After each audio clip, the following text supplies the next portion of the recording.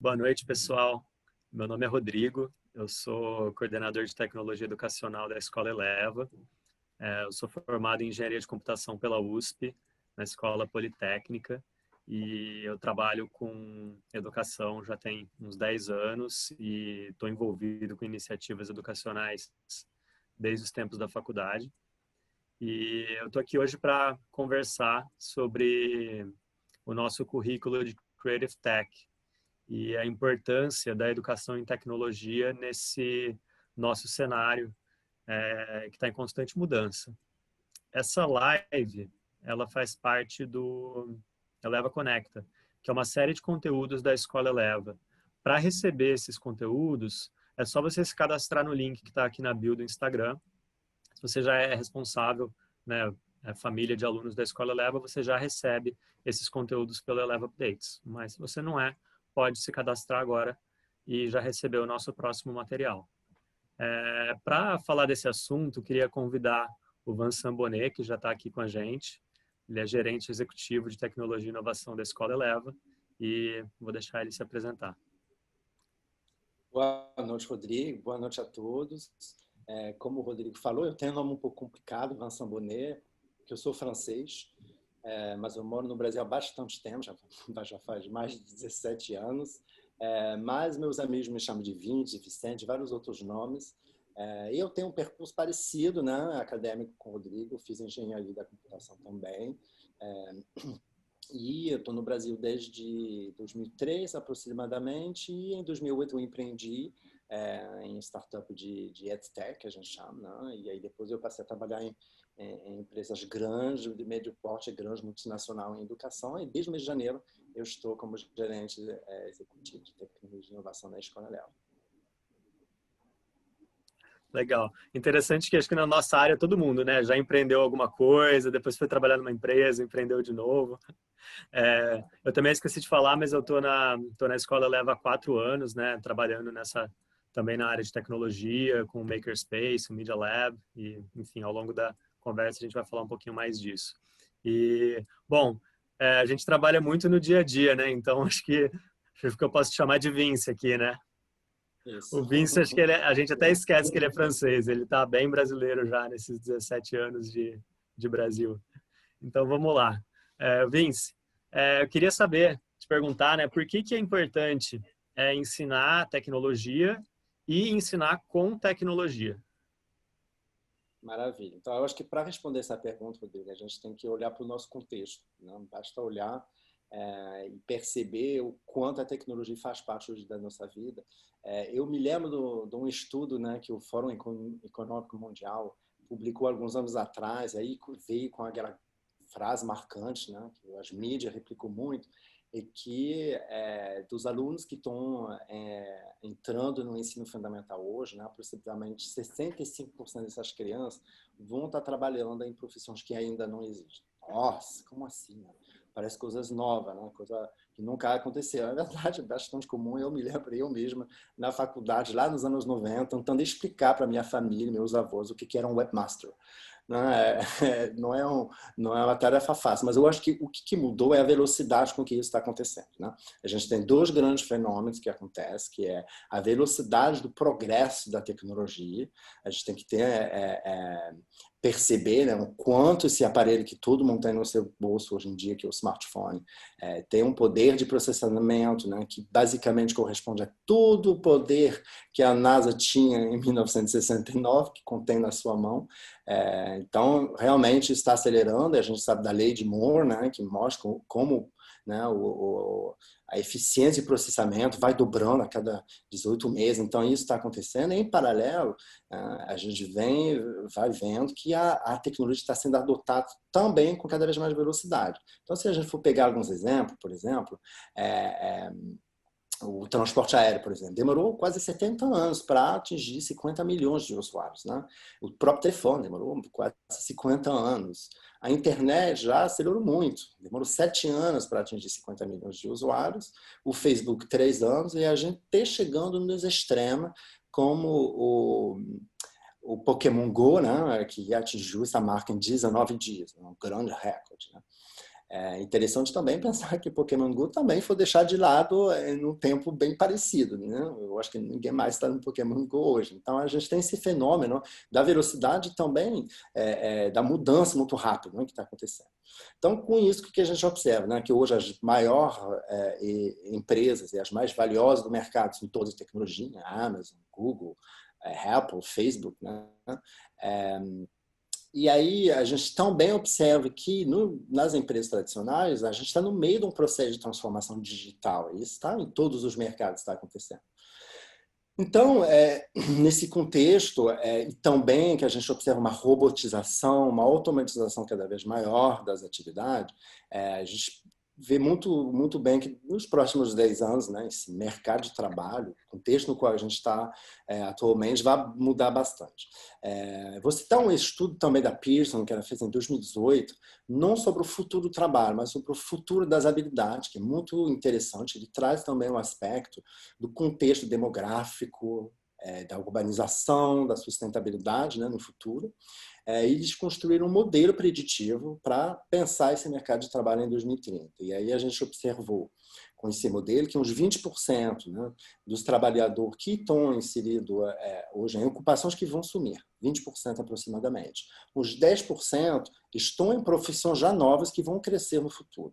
Mas a grande maioria, né, 70% dos trabalhadores, estão hoje em ocupações que vão mudar. Elas não vão sumir, elas vão se transformar. Isso eu acho o grande desafio. E isso traz também a questão de não focar na profissão. O que vai mudar são as habilidades e os conhecimentos exigidos e não mais somente valorizado no mercado de trabalho, né? E aí parece bastante evidente, mas o que esse estudo mostra, né? Em frente à robotização, o que vai ser muito valorizado são as capacidades genuinamente humanas, né? Então, junto com as habilidades socioemocionais, que vão ser muito importantes no futuro, e também da capacidade de habilidade de resiliência, de flexibilidade, começou a aparecer a habilidade que justamente é o coração do nosso currículo de Creative Tech, né? Como o pensamento computacional, a criatividade, a inovação, o letramento digital, a cidadania digital, são habilidades citadas nesse estudo e em outros estudos, né? Então, eu acho que é bem apropriado a gente estar abordando essa questão agora, né, Rodrigo? Eu achei interessante que você mencionou esse estudo do Fórum Econômico Mundial, né? E com os nossos a gente já abordou esse tema com os nossos alunos do Fundamental 2, e é interessante que no tempo de vida deles, eles ainda não tiveram o tempo para perceber essas mudanças, né? E aí quando a gente fala disso, eles, não, mas como assim? Profissões que não existem, né? E aí nós, como professores de Creative Tech, falamos para eles, bom, a nossa profissão não existia quando a gente tinha a idade de vocês, e agora ela existe, né? E, enfim, aproveitando então esse gancho do Creative Tech, vamos falar disso, né? Que é o grande tema de hoje. Então, explica pra gente o que é o Creative Tech. Bom, a gente falou desse contexto de mudança tecnológica, né? Que afeta não somente a dinâmica do trabalho, mas também o dia a dia, né? O que a gente precisa? A gente precisa que os alunos desenvolvam um repertório diverso de habilidades e conhecimento que vão deixar eles cada vez mais preparados e autônomos nesse contexto. Então, quando a gente fala de repertório, né, propositalmente a gente está indicando a diversidade exigida por esse contexto, essas mudanças, né? Então, para atingir esse objetivo, a Escola Eleva vem desenvolvendo, desde os primórdios, né, justamente essa disciplina de Creative Technology, que parte do currículo regular, desde o primeiro ano do fundamental. Tá?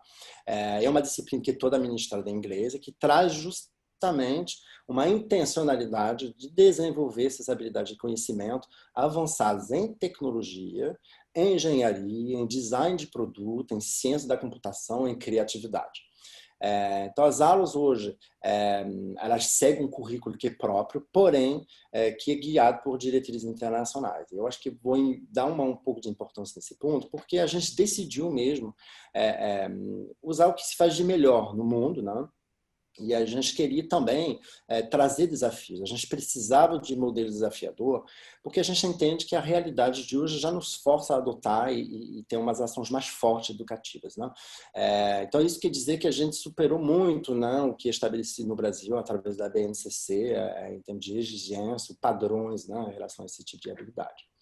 Então, esse currículo, né, ele é dividido em 4 grandes eixos temáticos, né? Eu vou citar eles muito rapidamente. A nossa comunidade já ouviu falar deles, né? Talvez para algumas pessoas vai ser novo, mas a gente vai entrar no detalhe de cada um deles. Então, a gente tem o Media, a gente tem o Maker, a gente tem o Coding e a gente tem o letramento digital, né?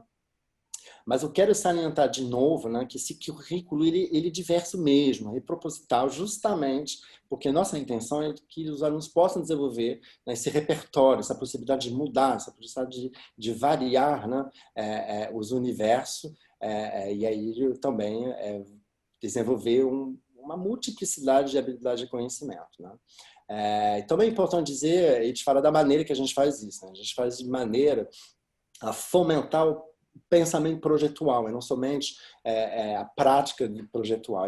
Desde o pensamento, o aluno tem que entender que ele tem que passar pelas etapas do que a gente chama de design thinking, né? Mas que é muito simples, né?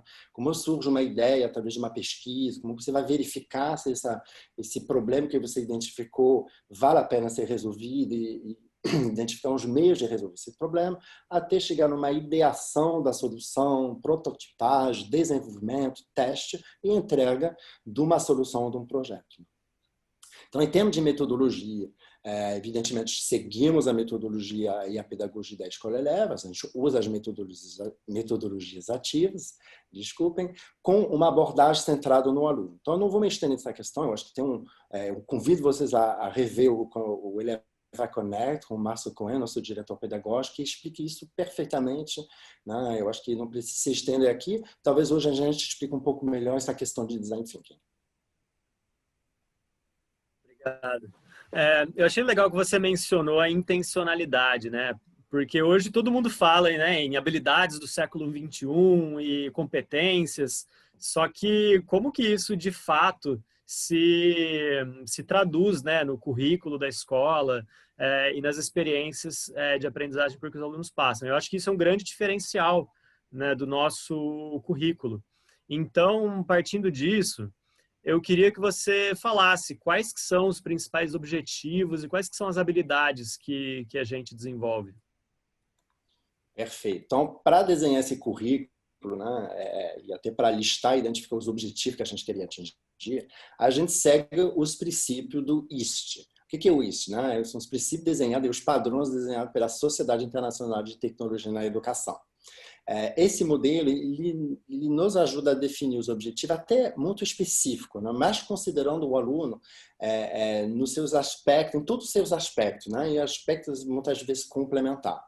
Então, para explicar essas dimensões, as habilidades que a gente quer atingir, é sempre olhar para o aluno, colocar o aluno no centro desse processo e entender o que a gente vai desenvolver, né? Que tipo de aluno a gente quer desenvolver, né? E aí esse modelo, ele lista 7 dimensões, né? Então, vou explicar elas um pouco no detalhe cada uma. Então, primeiro a gente tem um aluno empoderado. O que é um aluno empoderado com tecnologia? Né? Um aluno que vai usar a tecnologia de forma consciente, ativa, proposital para realizar uma atividade ou demonstrar uma competência. Então, a gente está falando que o aluno aqui ele está no controle da tecnologia, não o contrário. Ele que vai escolher, ele que vai avaliar e julgar a melhor maneira de atingir seus objetivos. Segundo ponto, segundo aspecto desse aluno, a gente quer que ele se torne um cidadão digital. A gente quer que ele reconhece os direitos e as responsabilidades e oportunidades nesse mundo digital interconectado, né? Precisamos que ele age de maneira segura, legal, ética, consciente da privacidade dos outros, né? Queremos um aluno que seja um designer inovador, né? Que use as tecnologias num processo de design. Para identificar e resolver problemas reais, relevantes, né, para o seu contexto e para a sociedade em geral, e criar soluções novas, úteis e imaginativas, vamos dizer, né? Queremos que o aluno também seja um pensador computacional, isso é a quarta dimensão, né? A gente quer que ele desenvolva estratégias para compreender mesmo e resolver problemas usando métodos e linguagens de programação para desenvolver uma solução automatizada, né? Quinto aspecto, que precisamos que o aluno seja um comunicador criativo. O que é isso? Né? É um aluno que consegue comunicar com clareza, de forma criativa, com uma variedade de suporte, variedade de propósito, e usando várias ferramentas diferentes, estilos diferentes, formatos, tipo de mídia, e apropriado para realmente atingir esse objetivo, né? Que seja do meme até um vídeo, um filme, né? Diferentes formatos. O sexto aspecto, queremos um aluno colaborador, e colaborador global, né? A gente quer que ele use ferramentas digitais para ampliar suas perspectivas pessoais e enriquecer mesmo o aprendizado, colaborando com outros, e trabalhar de forma eficaz com os outros, tanto localmente, mas também de uma maneira global. E, finalmente, a gente quer um aluno que seja um construtor de conhecimento, né? Que ele usa a tecnologia para construir conhecimento, fazer uma curadoria crítica, né? Das variedades desses recursos que ele aprendeu, para produzir artefatos criativos e experiências de aprendizagem significativas. Basicamente, aprender a aprender com tecnologia. São muitas habilidades, né? E a gente olha e pensa, nossa, como que isso tudo vai caber, né? E então vamos falar um pouquinho sobre como que isso de fato, né, aparece no currículo, na grade horária do aluno. Perfeito. Então, primeiro as matérias, né? As matérias, como elas são organizadas, né? A gente ouviu alto nível qual é o aluno que a gente quer desenvolver, essas habilidades, né, que a gente quer desenvolver. Então, o modelo, propositalmente ali, ele é bem holístico, né? Olhando para as matérias mesmo, entrando, né, como que isso se concretiza nos eixos temáticos que a gente explicou, a gente vai entrar um pouco no detalhe de cada um deles. Então, primeiro a gente tem o mídia, o produção multimídia, basicamente é um nome também do espaço, né? Por isso que esse nome pegou na comunidade, que a gente tem um Media Lab, que é esse espaço com computador, né? Que são computador diferente de um laptop, são um computador muito mais potente, vamos dizer, porque os alunos vão usar ele para manipular, às vezes, conteúdo pesado, a gente fala, conteúdo como vídeo, que precisa de mais poder de processamento, basicamente. Mas é um espaço que você vai encontrar drones, câmeras, o próprio estúdio, né, de gravação das escolas faz parte desse ecossistema da produção multimídia, né? Então, nosso objetivo aqui é que o aluno possa aprender a se comunicar com clareza, de maneira criativa e até artísticas, para uma variedade de propósitos, usando plataformas, ferramentas, estilos, formatos. Então, concretamente nesse eixo, né, os alunos são levados a entender a força da imagem, dos vídeos, da comunicação e das narrativas, né, da narrativa audiovisual. Eles aprendem a manipular as imagens, os vídeos, a editar, montar. Né? O segundo eixo é o maker. Então, quando a gente fala em maker é um pouco difícil, a gente usa muito também a terminologia de product design, eu até prefiro, mas maker pegou, porque também é o nome de um espaço nosso bem popular nas escolas, que é o espaço maker. Agora, seria muito estranho traduzir maker de forma literal em português, não soa legal, né? O A termo cultura maker maker já tá pegando, né? pegou, eu tenho uma disciplina de fazer o quê, né? Eu acho que isso é a grande questão. Então, esse eixo a gente chama também ele de product design, solution design, pois afinal de contas, né, o aluno ele vai construir o quê? Ele vai construir essas soluções, esses produtos, né, que podem ser manuais ou digitais, né? Inclusive tem um aspecto manual muito grande no nosso currículo, né? Sempre tem essa preocupação mas os alunos ficam o tempo inteiro olhando para a tela. Não. Justamente a gente tem um equilíbrio muito bom, o MEC traz isso, né? Os alunos usam ferramentas, é muito manual mesmo, eles vão estar construindo, né? Aprendendo também fundamentos da engenharia, enfim, é realmente bem mão na massa mesmo. Então, nesse eixo, né, os alunos aprendem a usar os processos típicos do design thinking, né? Então, passando pelos processos da empatia, entender os problemas dos outros, definir, identificar um problema que eles queiram resolver, até a ideação, né? Criar a ideia da solução, prototipar essa solução, testar, ver se realmente, através do protótipo, atinge os objetivos, vai iterar até atingir um nível satisfatório de entrega, né? Então, com as soluções manuais, né? Quando a gente fala de soluções manuais, os alunos eles vão usar vários materiais diferentes, né? Esse aspecto dessa diversidade de materiais que é muito importante para construir suas ideias com suas próprias mãos, ou com equipamento, né?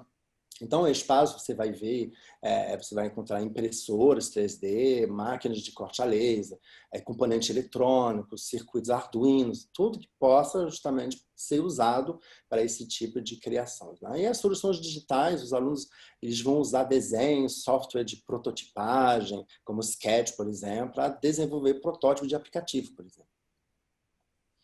Legal lembrar que a gente tem não só o high-tech, né? A gente também tem o low-tech. Então, Low-tech, a gente exatamente. tem equipamentos de marcenaria, os alunos podem trabalhar com resina, com materiais, enfim, toda uma questão, né, que a gente não fica só focado nos gadgets, né? Eu acho que tem um aspecto do maker também que é um aspecto de realização do aluno constrói alguma coisa, né? Tem um aspecto de orgulho, né? Nossa, consegui fazer alguma coisa de fato, e muitas vezes isso passa pelo manual, né? Uma sensação tátil mesmo. Agora, o terceiro eixo, que é o coding, ali já é uma disciplina muito mais virtual, vamos dizer, né? Esse eixo ele não é atrelado a um espaço específico, ele pode ser desenvolvido tanto em sala de aula, enfim, até em casa, né?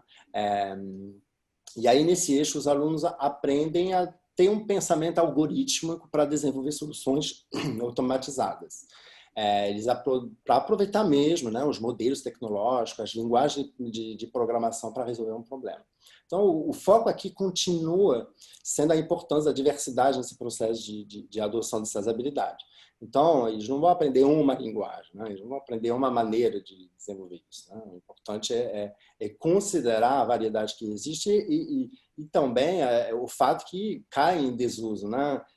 A própria tecnologia, a gente vem falando que ela muda. Ao longo da minha vida, eu usei uma variedade muito grande de linguagem, porém, o core, né, o centro mais importante do que o pensamento computacional você desenvolve independente da linguagem, né? Então, ao longo do fundamental, os alunos eles têm contato já com diversas linguagens, né? o Scratch, o Python, o C, o JavaScript, por exemplo, né? Inclusive, JavaScript talvez seja a linguagem mais duradoura da minha carreira, assim, para as interfaces interativas, né? Então, o Scratch é uma linguagem para criança, é muito legal, né? Eu acho que as famílias estão vendo isso nesse momento de distance learning, estou curtindo bastante. Até umas linguagens muito mais avançadas, Python, que a própria Eleva usa para desenvolver soluções e produtos, né? Então, realmente, tem que ter em mente que quando os alunos forem para a universidade, boa parte dessas linguagens que existem hoje não vão existir mais, né? Realmente é importante desenvolver a habilidade, não somente uma linguagem. E, enfim, o quarto eixo é letramento digital, o Digital Literacy. Então, esse é um eixo que não precisa de um espaço particular, ele oferece bastante passarela, inclusive, com outras disciplinas, né? Ali a gente tem o objetivo, né, que o aluno pense de forma crítica em relação à tecnologia. Isso é um aspecto muito importante. Que ele se comporte com segurança, que ele participe ativamente, porém com responsabilidade nesse mundo digital. Concretamente, né? O que é que abordamos questões de cidadania digital, de comportamento adequado em um ambiente digital, de segurança da internet, da privacidade, a forma de usar as redes sociais em particular. Então, a gente tem uma nova geração que está enfrentando alguns desafios. Eu acho que a geração que está no Fundo 2, né, atualmente, e a primeira geração que está passando por esse momento crítico da pré-adolescência e da adolescência com as redes sociais bombando, né? Facebook, Instagram, no Brasil, atingiram recordes nessas faixas etárias há a partir de 2013, 14, né? Então, realmente, a gente está no meio disso, a gente precisa desenvolver esse tipo de habilidade. É muito importante esse olhar crítico sobre a tecnologia, porque é isso que vai fazer com que eles vão poder não somente se comportar com ética, mas também escolher os caminhos, né, certos e adequados para desenvolver suas soluções. Legal. E esses 4 eixos, eles não andam sozinhos, né? Eles se conversam e eles todos se encontram nessa disciplina que a gente tem, né? Que é Creative Tech.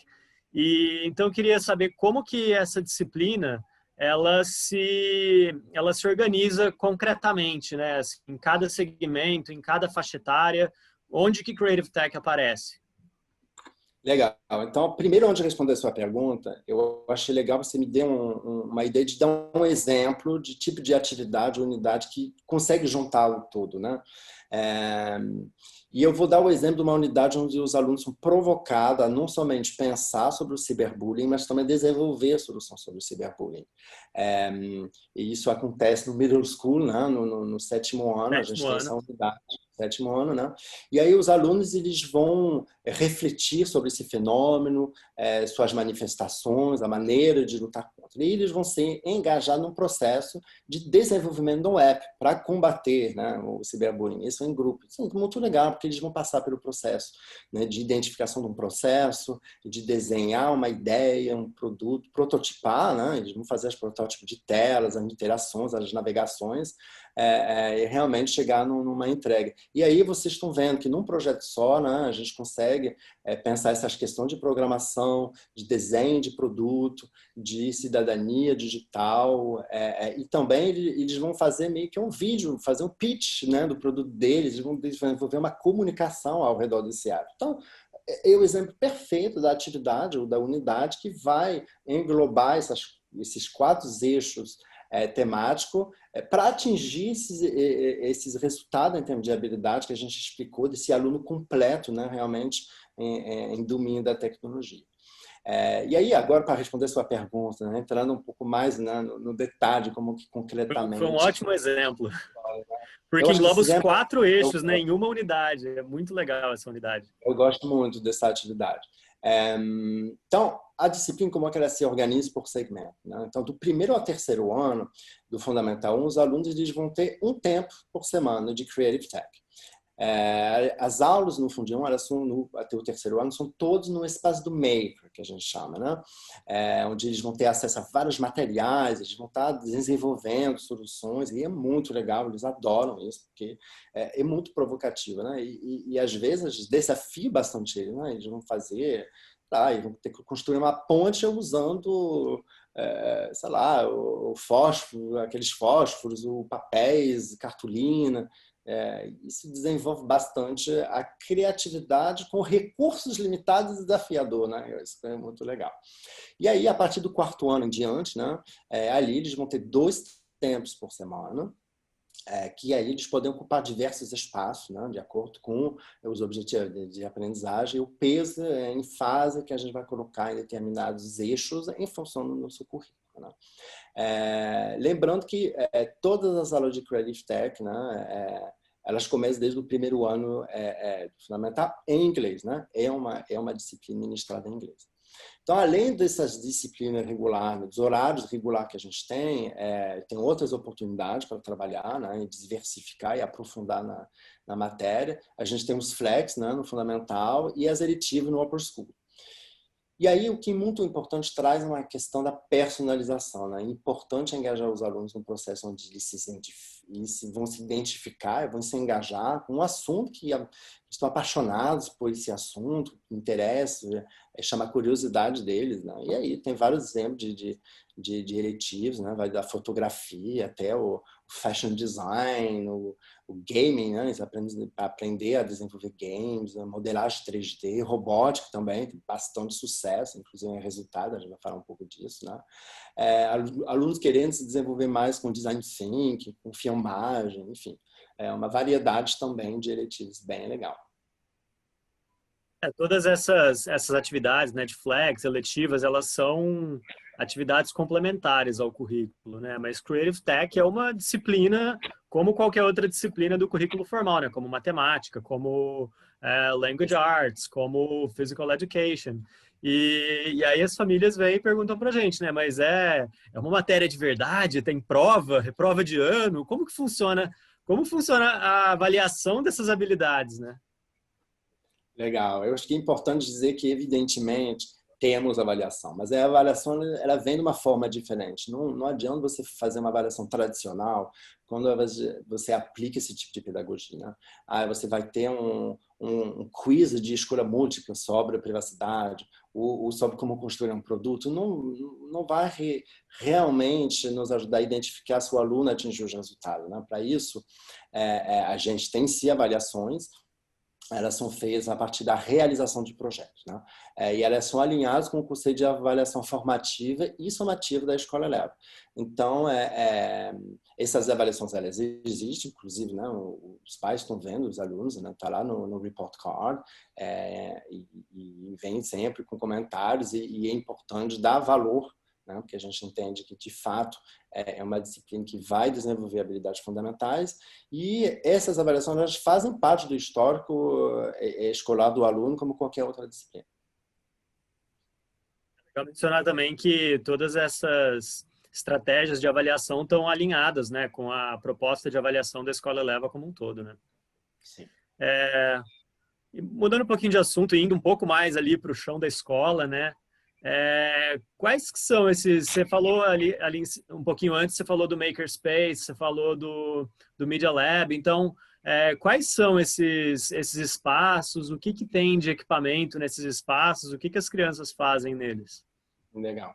Eu acho que isso faz parte definitivamente do encantamento, né, que existe com as nossas escolas. De fato, eu mesmo, né, é a primeira vez que eu visitei a escola, os olhos brilham porque você concretamente vê um espaço adequado, foi desenhado para você trazer a oportunidade de atingir os resultados. Então, a gente falou que temos o espaço do Maker, e esse espaço do Maker eu gosto muito dele porque de cara a gente vê que a gente está num contexto diferente, né? A gente vê vários materiais diferentes, ferramentas diferentes, aí como você falou, muitas vezes de low tech, né?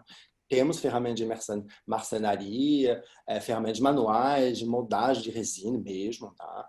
Obviamente a gente tem também vários, diria, circuitos eletrônicos, enfim, a robótica faz parte disso, mas também bastante coisa, como você fala, bem pé no chão mesmo, né? No Media Lab a gente tem computador, né, de alto desempenho para trabalhar com gráficos, vídeo, modelagem 3D. É importante a gente ter realmente uma adequação a isso. Mas o foco, afinal de contas, eu diria que não é no equipamento em si, nem no espaço. Obviamente, é agradável trabalhar num espaço diferente, um pouco fora da caixa do que é uma sala de aula tradicional.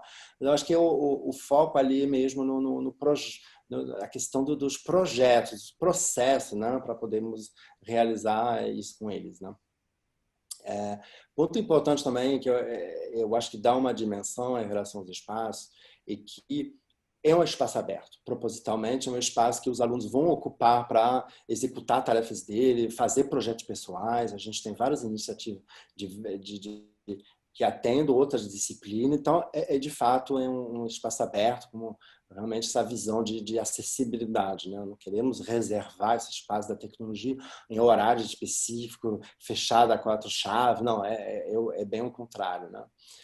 E aí eu acho E que nesse período, né, que, enfim, que a gente passou agora, né, tá mudando já de distance learning, o interessante é que o nosso currículo de Creative Tech, ele continuou firme e forte, né? Claro que a gente fez adaptações para poder realizar as tarefas, né? Mas o espaço está lá, o espaço complementa, o espaço possibilita vários aprendizados, mas o nosso currículo é sólido, então ele também funcionou sem os espaços, né? eu acho que todo mundo passa por esse desafio. Agora a gente está no closer learning, né? A gente está no distance learning, agora é closer learning. We are getting there, né? Mas eu acho que o grande segredo, né? Obviamente a gente fez uma adaptação do currículo, e da mesma forma que os pais se tornaram um pouco nossos assistentes, né? o próprio espaço da casa acabou sendo um espaço de make, um espaço de lab, né? Então a gente redesenhou algumas aulas para que o aluno possa usar material que ele tinha em casa, né? Cadastro de tênis, papel, enfim, o que tinha de material, né? A gente usa bastante material de reciclagem, de recuperações também, um aspecto importante do nosso currículo, que tem, eu diria, uma preocupação maior com a questão de sustentabilidade. Inclusive, a gente recolhe, né, equipamento já usado, e isso faz parte, né, dessa questão do maker, de não necessariamente partir do zero. Você pode reaproveitar materiais para você construir algo. E aí o Distance Learning, de fato, teve uma adaptação. Eu acho que foi a oportunidade também de trazer flexibilidade no nosso currículo para dar ênfase no contexto também. Porque é importante entender que o currículo precisa ser vivo. O que é importante é você desenhar seu currículo e diversificar a maneira de você atingir seus resultados, né? Os objetivos têm que ser os mesmos, mas tem inúmeras maneiras de fazer isso. Eu acho que o próprio contexto de isolamento social nos obrigou a trazer mais à tona algumas questões, né? Hoje o espaço de socialização dos alunos é digital e isso eu acho que trouxe à tona a importância da gente trabalhar com essas questões de cidadania digital, de privacidade, segurança, de como que a gente se comporta com os outros online, né? E você está falando aí de vários temas, né, que parece que não tem nada a ver com tecnologia, né? Mas a verdade é que o nosso currículo ele não está sozinho e isolado na Escola Eleva, né? Ele se relaciona com os pilares da Escola Eleva e com outras disciplinas. Então, fala um pouco para a gente como que é essa colaboração, né, com outras disciplinas, outros professores, outras áreas. Perfeito. A gente tem vários exemplos. Existem sim várias oportunidades de trabalhar a tecnologia e com tecnologia, independente das disciplinas, ou entre as disciplinas, né? Acho que tem alguns exemplos, né? A gente tem um currículo de IPC no fundamental, ali eu acho que a gente tem uma relação intensa, principalmente quando a gente aborda essa questão do STEM, né? Que são as disciplinas de ciência, tecnologia, engenharia e matemática, né? Evidentemente, existe uma colaboração estreita, então, dando um exemplo de atividade, né? Quando os alunos começam a aprender eletricidade, né? Condução entre os materiais, automaticamente a gente pode desenhar a atividade, já foi feito, né, de construir um robô desenhista, o investigar a condutividade entre os materiais em wearables, os próprios materiais do Maker, né? Então o IPC traz esse lado mais científico e se cabe perfeitamente com o Creative Tech, né? E realmente os objetivos de aprendizagem é de reconhecer esses diferentes aspectos, né?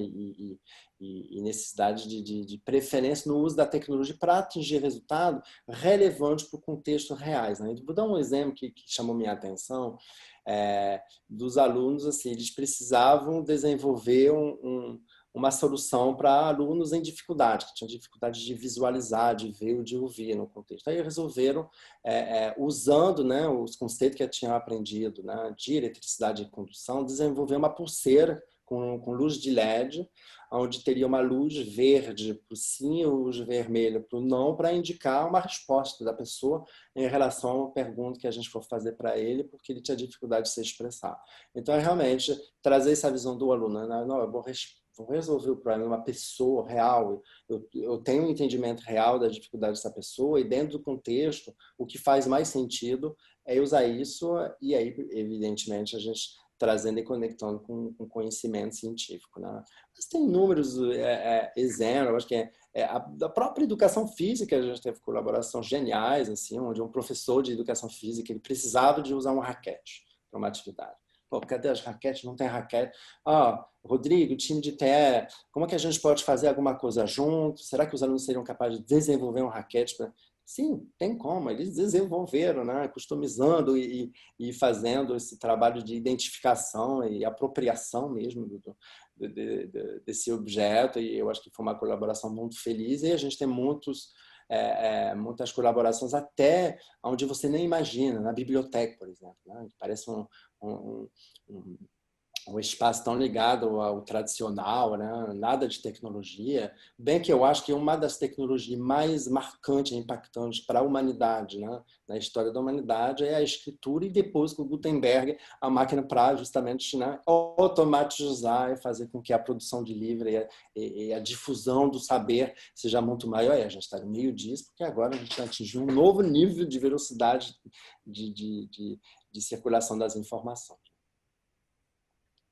E todas essas colaborações, né, a gente vê como que os objetivos de Creative Tech e os objetivos das outras disciplinas estavam caminhando lado a lado, né, e se complementando nessa atividade, né.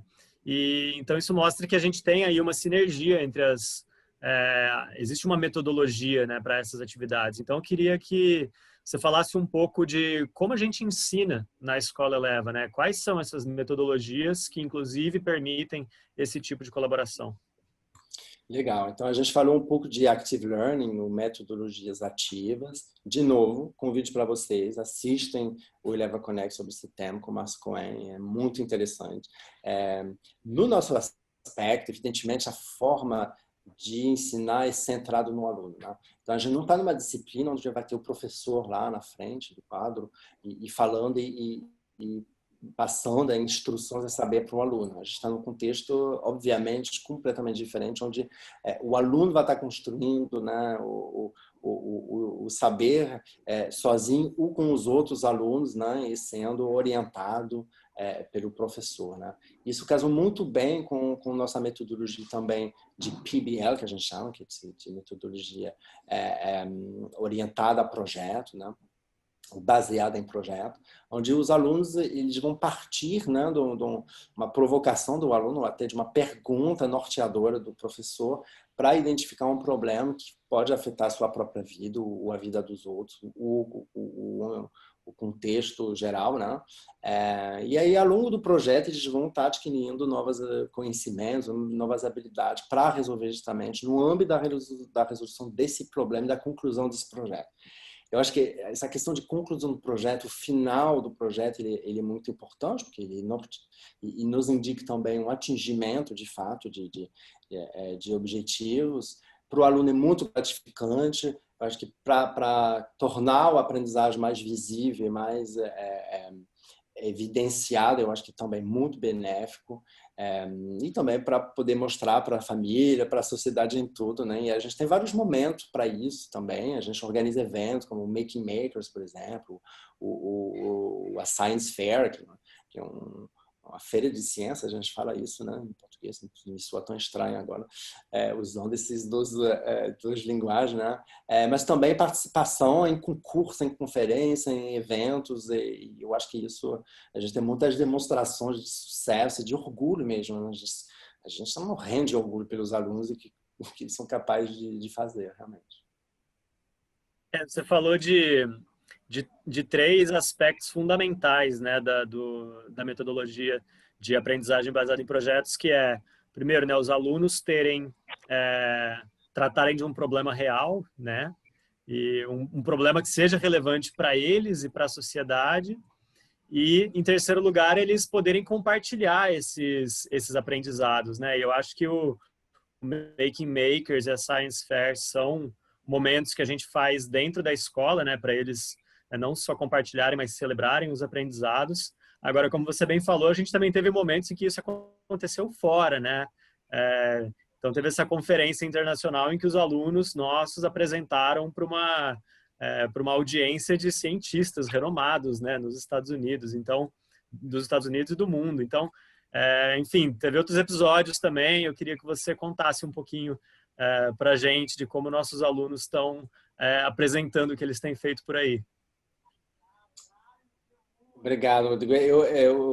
Eu conto e quase injusto, né? Porque parece que eu vou contar uma história, mas que é minha equipe que conseguiu fazer isso e com os alunos, né? Eu tenho exemplo recente de 2019. Eu comecei em janeiro, quando eu fiquei sabendo disso tudo, eu fiquei maravilhado, né? O que a gente consegue fazer, essa projeção internacional, global, dos alunos, eles conseguirem pensar em problema concreto e que se isso chega a esse nível de qualidade é incrível. Então, dando alguns exemplos, né? A gente teve claro, a gente teve boas participações, né, em Olimpíadas brasileiras de robótica, também que tem que ser comemorados, é um feito, eu acho que são Olimpíadas dificilérrimo e a gente teve resultados excelentes. Em termos de projeção Olimpíada internacionais, Brasileira de Informática também, a gente ganhou medalha. também. A gente incentiva muito isso, não pelo aspecto somente competitivo, porque já coloca o aluno no contexto, né, de troca com os outros, de entender de que forma uma outra pessoa pode estar resolvendo talvez o mesmo problema que você pensou. Isso é muito importante. E aí a gente tem um exemplo também da participação na FabLearn, né? E aí os alunos foram, né, para Nova York, para o Uruguai, apresentar seus projetos. Então, estou citando uns projetos recentes, né, que traz, né, até espanto, né, como com um aluno do 6º ano, por exemplo, né, foi apresentar um produto, né, que tinha como objetivo de detectar potenciais deslizamentos através da umidade do solo, né? Isso num contexto, não sei se lembra, no Rio de Janeiro teve deslizamento, né? A Niemeyer ficou cortada, então isso marca os alunos, eles estão no momento que um fenômeno acontece, comunicado, e os alunos vão estar pensando nisso. Um aluno sexto ano, você é capaz de pensar, produzir uma solução apresentada assim no Uruguai, sei lá, um outro grupo também que apresentou projeto é um motivo de orgulho muito grande para todos nós. Não? E a O ideia grupo que desse foi para projeto não surgiu na aula de Creative Tech, né? Eles estavam aprendendo sobre deslizamentos em biologia, e aí eles fizeram um projeto, enfim, procuraram os professores de Creative Tech, né, para dar apoio nessa parte tecnológica Isso. e virou Esse paper, né? espaço, né? Virou aí um espaço de criação, né? E como a gente está desenvolvendo e provocando, né, essa criatividade, essa inovação neles, o espaço ideal para fazer isso realmente é no Creative Tech. Mas a gente tem outros exemplos. Eu acho que é um que é meu xodó, porque eu tenho essa veia empreendedora e eu passei por várias startups com muitos insucesso e muito sucesso. Eu acho que faz parte também desse novo mundo, né? Que te provoca a você passar seus limites, inovar, e a gente sabe que inovar é difícil, é feito de tentativa, erros e sucesso. Então, a gente teve um grupo que ganhou um concurso da Google Startup in School. É um projeto que ganhou de 700 outros projetos, e o Divulgarte, os alunos criaram uma ideia de um app para ajudar os artistas a divulgar seu trabalho. Também é um motivo de grande orgulho. Eles ganharam, né, uns 3 meses de pré-aceleração na Google para esse MVP. MVP é Most Minimum Viable Product, que a gente chama, né, uma terminologia já de startup. Isso é muito empolgante, porque, de fato, a gente sabe que esse mundo do empreendedorismo de startup é motivador e dá uma ignição para muitas inovações e muitas transformações da sociedade hoje em dia, e isso veio, eu acho, para durar por muito tempo. Esses são os alunos do ensino médio, né? E o produto tá lá, tá funcionando, tá no ar, não foi de mentira, não. Podem procurar E no também Facebook da legal. escola, né? Podem procurar no Facebook da escola, tem até o pitchzinho do vídeo que eles fizeram, desenhando o nível de profissionalismo que você vê em startup, pela qual eu mesmo trabalhei, mas com 20 anos a mais que eles. Então, realmente. E nesse projeto também, os alunos que foram procurar o professor de Creative Tech, né? Claro, o professor foi o mentor do grupo, pelo regulamento do programa, mas os alunos foram atrás por iniciativa própria, né? Verdade. Bacana. Vince, você deu aí vários exemplos muito legais e é muito legal ouvir falar também de todas essas coisas que a gente tem presenciado nos últimos anos. A hora que a gente para, né, e coloca tudo em perspectiva, a gente percebe o impacto que isso tem causado na vida desses alunos, né? Acho até legal mencionar que um dos alunos que foi para a FabLearn, ele é um aluno do nosso programa de bolsas Janelas Abertas, né? Foi a primeira viagem dele para o exterior e ele já foi viajar para apresentar em inglês, né? Para uma audiência internacional, e acho que tudo isso é muito, muito gratificante para a gente como educador. A gente já está terminando aqui, né, o tempo da nossa live, mas a gente tá recebendo algumas a gente recebeu, né, antes, e também ao longo a gente foi recebendo algumas perguntas das famílias. e dos espectadores, e eu queria trazer algumas aqui. Vamos ver o que a gente consegue responder aí nos nossos últimos 5, 7 minutinhos. Então, nesse momento que a gente está, né, enfim, de mais tempo em que as crianças estão conectadas, né, no mundo digital, como que a gente trabalha a questão de riscos com a tecnologia? Privacidade, segurança, cyberbullying?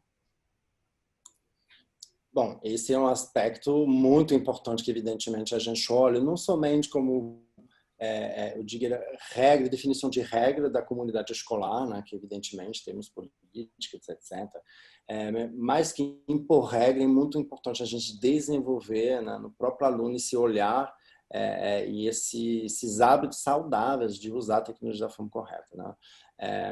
Esse contexto mesmo da pandemia, do isolamento social, trouxe muitos desafios, eu acho, para muitas famílias, os próprios alunos. É um momento que emocionalmente difícil.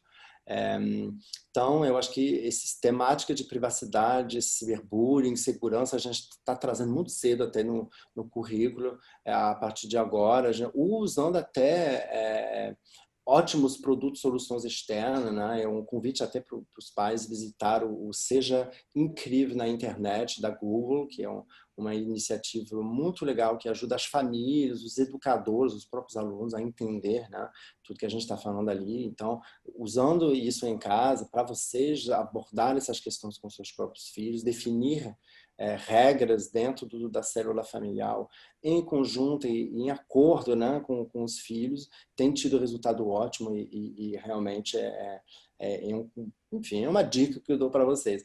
No nosso contexto, eu dei o exemplo, né, do app, dos alunos estar envolvidos no desenvolvimento de uma solução para isso.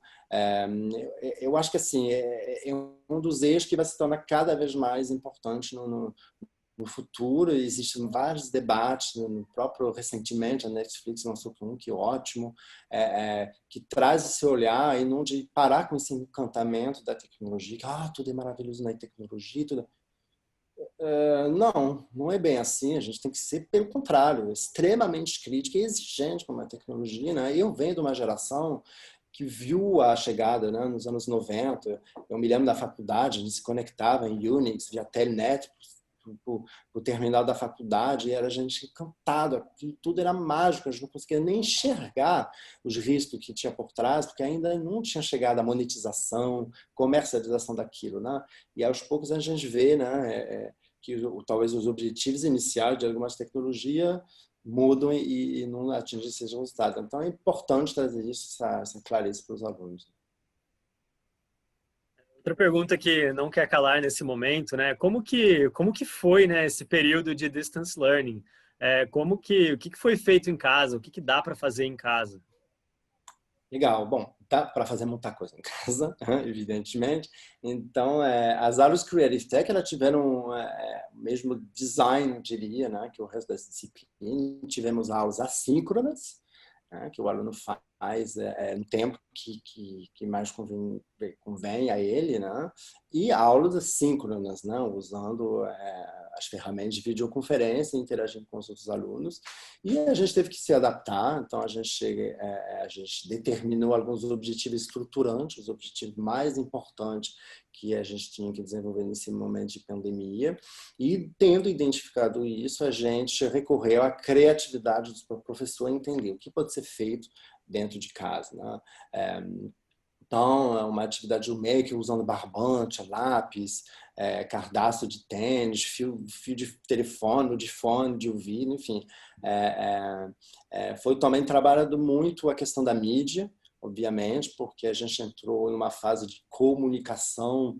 Não, a comunicação não parou, a sociabilização não parou com a pandemia. Pelo contrário, acho que eu nunca tive tantas interações com pessoas através de tela. Acho que nunca publiquei tanto em redes sociais, né? justamente por isso. O ser humano é um ser sociável, né?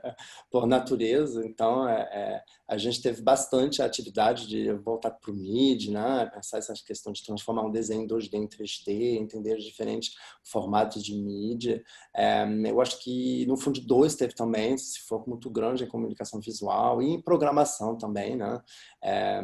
Então, a gente manteve, basicamente, teve uma adaptação, os alunos não puderam usar o maquinário da escola, mas eu tenho até uma história interessante, né? A gente falou muito do Maker e a gente teve um engajamento no início da pandemia em produzir face shield, né? Face shield são essas máscaras protetoras para a equipe médica. Então, a gente foi chamado por Universidade do Rio de Janeiro para ajudar em produzir, né? Porque a gente teve escassez desse equipamento no Rio de Janeiro e nossa equipe se organizou, envolveu os alunos. A gente tem exemplo até um aluno, né, Rodrigo, que investiu, né, que realmente sempre foi o sonho dele ter uma máquina. Conta um pouco essa história, porque eu acho tão legal. Ele entrou na escola no sexto ano, né, o ano passado, ou talvez o ano retrasado, não lembro bem agora, e ele conheceu impressora 3D no Maker, né, e ele não saía do Maker, né, na hora do recreio ele era o primeiro a chegar para ele ter tempo de pegar e conseguir usar a máquina. E ele gostou tanto disso que ele comprou uma impressora 3D para ele, né. E aí, agora, quando teve esse episódio, né, da gente participar da produção de Face Shields, a mãe dele mandou um e-mail pra gente falando, olha, ele quer fazer também, ele tá aqui com a impressora dele, já baixou um modelo e já tá conversando com não sei quem, interagindo e aí a gente colocou a professora e o pessoal da nossa equipe em contato, né, que estava trabalhando com esse projeto e, enfim, ele fez a participação dele também, ficou bastante orgulhoso. Depois a gente passou na casa dele para pegar as partes que ele fabricou em casa e estão por aí, estão ajudando algum profissional de saúde na cidade. Para a Não tem... gente finalizar, Opa, para a gente desculpa. finalizar agora, muitas famílias estão perguntando como que vai ser, né, nesse volta às aulas. Vai ter transmissão das aulas? O que a gente está fazendo? Várias coisas legais. Evidentemente, a gente entende que a volta às aulas, né, é um processo que precisa começar por um momento de acolhimento, que a gente vai estar num novo contexto que a gente precisa aprender também, né? A gente não consegue passar de um modelo a outro de forma abrupta. Em termos de tecnologia, o que a gente tem feito é realmente investir em equipamento que vão possibilitar uma experiência boa e síncrona dos alunos em casa, que a gente entende que no Lower School a rotina é muito importante. A gente aprendeu muito isso. Eu acho que a pandemia ela conseguiu estressar algumas questões e mostrar para todos nós, famílias, educadores, que realmente matters, né? O que realmente faz a diferença. Essa questão da rotina foi importante, a relação com os outros alunos. Então, a gente vai ter uns ambientes com alunos em casa, conseguindo enxergar, se comunicar, com uma transmissão de alunos em sala de aula, com o professor fazendo transmissão, separar os alunos em grupos virtuais. Então, isso eu acho que todo mundo vai gostar muito, né? Tem alguns desafios, por exemplo, um que eu enxerguei muito rápido é que, tendo as janelas abertas, as portas abertas, a gente teria muito ruído, a gente precisava realmente ter uma qualidade de som muito boa nas transmissões. Eu acho que a gente chegou num modelo muito legal, os professores estão muito empolgados, assim, porque eles se sentem seguros que realmente vão ser ouvidos bem e claramente, né? Do outro lado, então, isso eu acho que era um aspecto importante. E a gente está nesse momento, né, de expectativa, empolgação, mas também razão, né? De ir no nosso, né, no nosso ritmo, sem provocar nada e aprendendo também com nossos erros. E, enfim, eu acho que também é um movimento que a comunidade entendeu muito bem. A gente teve reuniões aí com representantes, etc. E eu acho que está todo mundo bem feliz com tudo isso. Bom, a gente falou de muita coisa, acho que ainda teria muita coisa para falar, né? Mas infelizmente o nosso tempo acabou. Então queria Eu agradecer. apenas uma primeira vez, né? Eu acho que vai ter outras Apenas uma oportunidades. primeira vez. Então queria te agradecer, Vince. Também estou muito feliz de estar aqui. Agradecer o convite do nosso time de marketing que tá organizando o Eleva Conecta. E lembrar que quem quiser receber os materiais e também, né, a divulgação dos próximos as próximas lives do Eleva Conecta, clica no link que está na bio e aí se cadastra no Eleva Conecta. E a gente vai mandar um e-book, né, dessa apresentação de hoje nos próximos dias. E lá no site também do Eleva Conecta você pode consultar os materiais anteriores. Então é isso. Muito obrigado a todo mundo que estava aí, o pessoal eu vi que tinha gente da escola, professores, famílias, os espectadores aí que acompanharam também. Então, muito obrigado, gente. E boa noite para todo mundo. Tchau, tchau. Tchau, pessoal. Muito obrigado. Au revoir, goodbye, né, em todos os idiomas. E espero que seja, como a gente já falou, apenas a primeira vez. Vamos ter vários momentos de interação, de troca, de aprendizagem, todo mundo juntos. Tchau. Bye.